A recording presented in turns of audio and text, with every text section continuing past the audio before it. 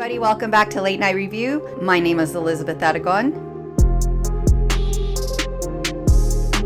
Today's video, we will see Craig Signorelli. Craig Signorelli is one of Eric's friends from high school. During his testimony, he said that he was at the Menendez home when Lyle had a computer expert go over to their house to search the computer for the parents' will. He said that the computer was located in the Menendez brothers' parents' bedroom. He said that his understanding of why this computer expert was there was because allegedly Lyle had somebody delete the will off of the computer because the will was being altered by Mr. Menendez to have the money go to the boys, to the company, and one other place. They were using this computer expert to make sure that new will or the altered will was completely removed off of the computer and that it would be inaccessible by anyone else who attempted to try to find it. He said he actually stayed the night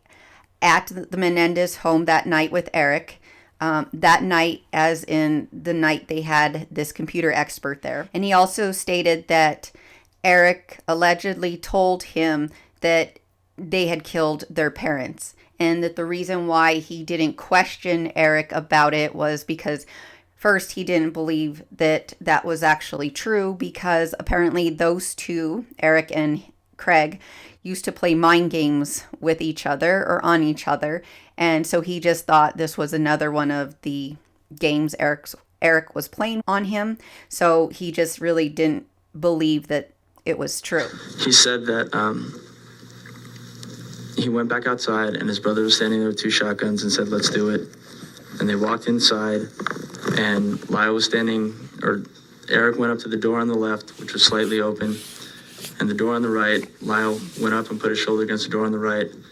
And Eric said he looked in and saw his parents sitting on the couch, and Lyle swung the door open and shot his father and looked at Eric and said, "Shoot, Mom." And Eric said he shot his mom as she was standing up and yelling. What was he doing at this point? Was he emotional at this point, or was it matter of fact? Could you describe for the jurors how he related this story? Just probably a little less nervous than I just did.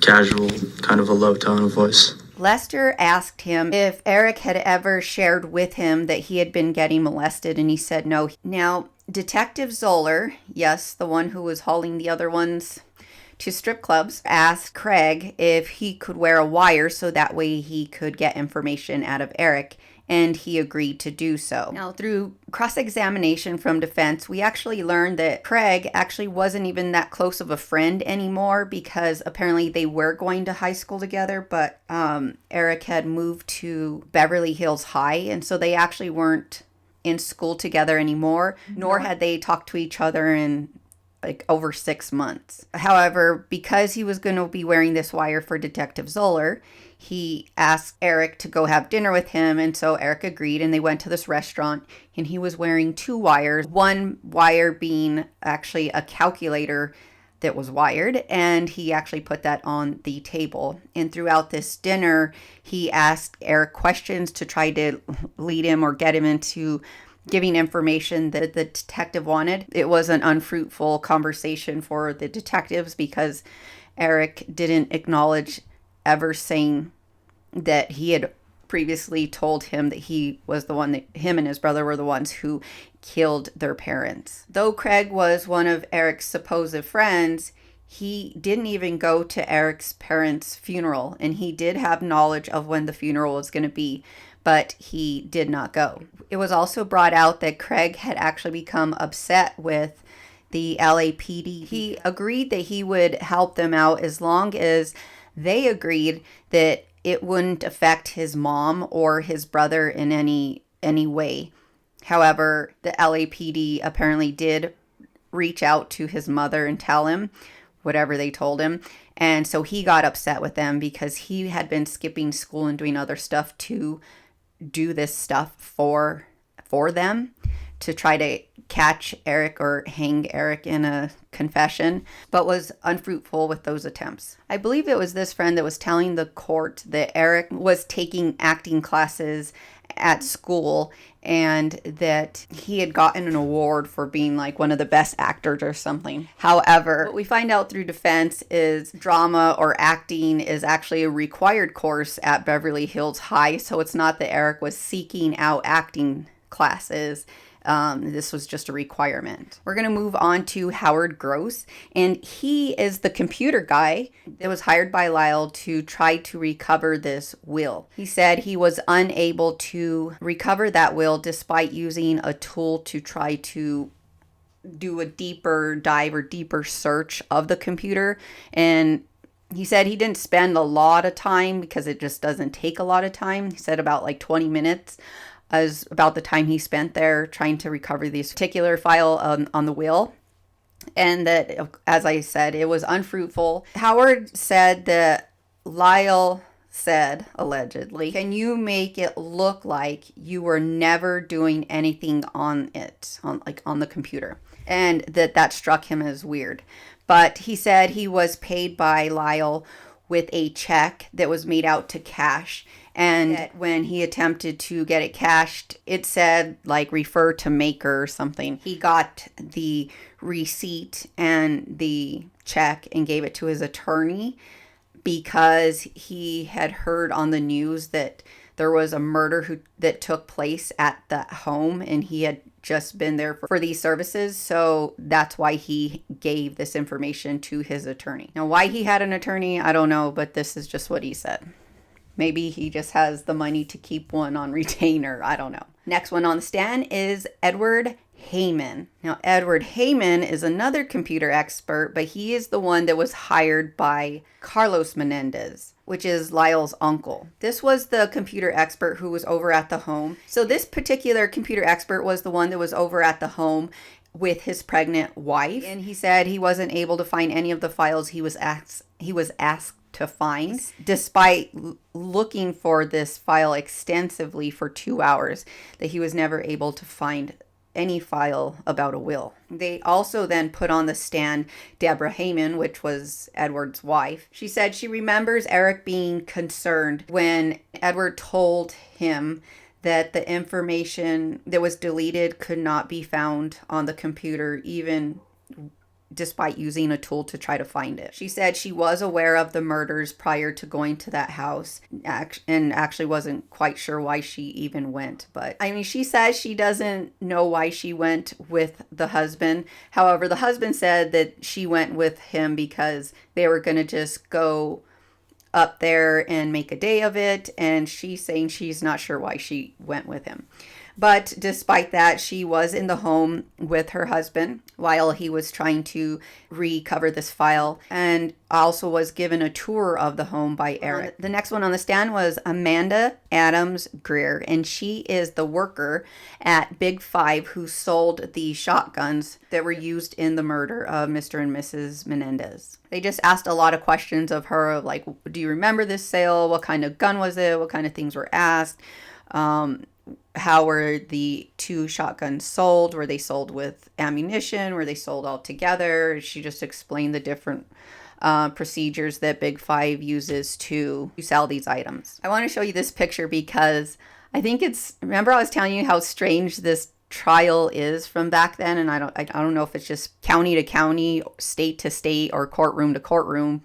But how weird how everybody, defense and prosecution, are all sitting next to each other at this table. It's so strange. I thought that was strange. I don't know if it's just because it's such a small courtroom. I don't know. But I don't know if that's just the way they did things back then. But it's really weird to see that. And it's also very strange, too, to see all these attorneys, like, all by Miss Adams while she's sitting at the stand. Like, because I'm really used to at any time anyone's approaching a witness, they have to get permission from the judge, and it's just like real quick to hand the person on the stand something to look at or retrieve something from them. So it was just weird to see just everybody crowded around, like looking at documents or writing down notes. But moving on from her, I saved the best for last. Next on the stand is Dr. Golden.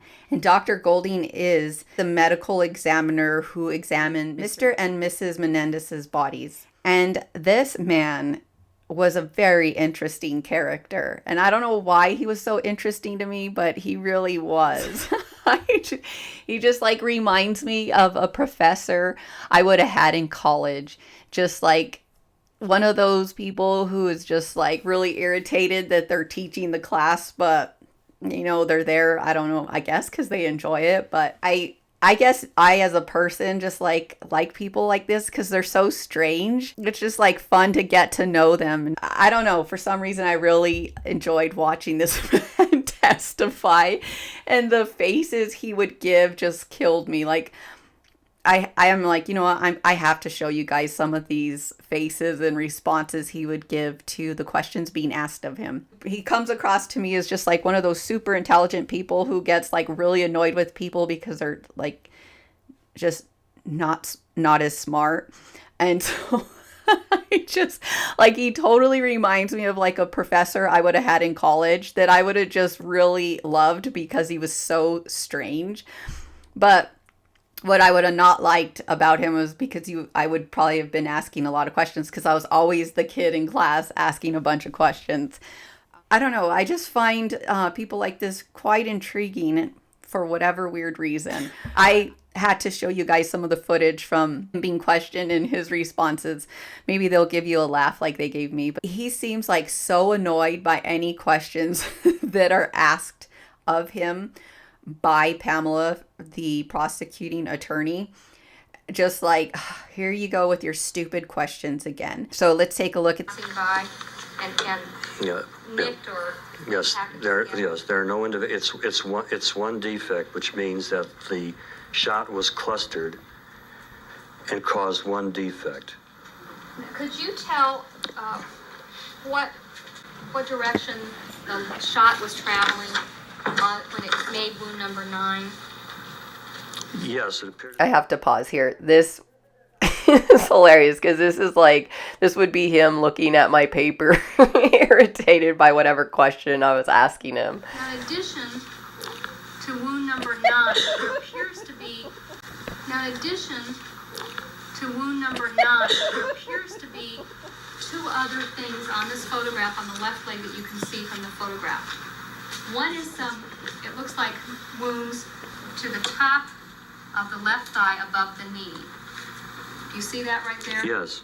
Is that affiliated with the wound to the back of the leg, left leg, number 8?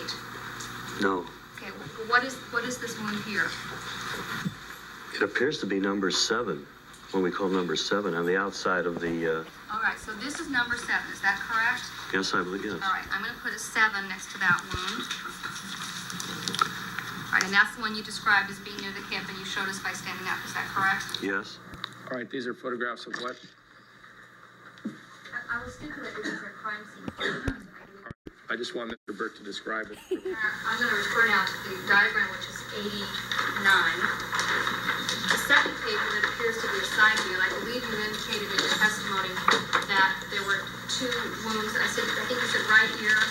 Could you just come and make 2 dots on the other one? 2 dots on this diagram.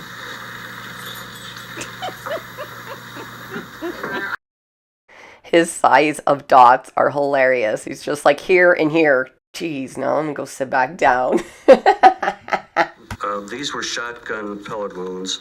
Again, distant type of wound of the left elbow with recovery of multiple lead pellets. I believe you indicated in your report that there were 9 individual pellet wounds in the area of the left elbow, of which 5 you recovered. Yes. And were you able to determine where the entry was? In other words, was the entry to the back of the arm, the back of the elbow? I totally have to throw in a pause here because just look at her face, and I can only imagine the faces he's giving her, that she's giving this kind of look. It's probably just like a look of annoyance. The elbow, by definition, is the back. All right. elbow. Is there a medical term for this? That's the antecubital fossa that you're pointing to. Okay, so it's the inside of my elbow, right? Yes? Okay. May I approach, please, Your Honor? As I was saying, this guy would have been my absolute favorite professor. However, that is the end of the video for today. Make sure if you have subscribed and you're not getting notifications, make sure you go to my channel and specifically select the bell icon so you get notified for when I upload new videos. With that, everybody, you know the routine. I'll see you guys next time. Bye.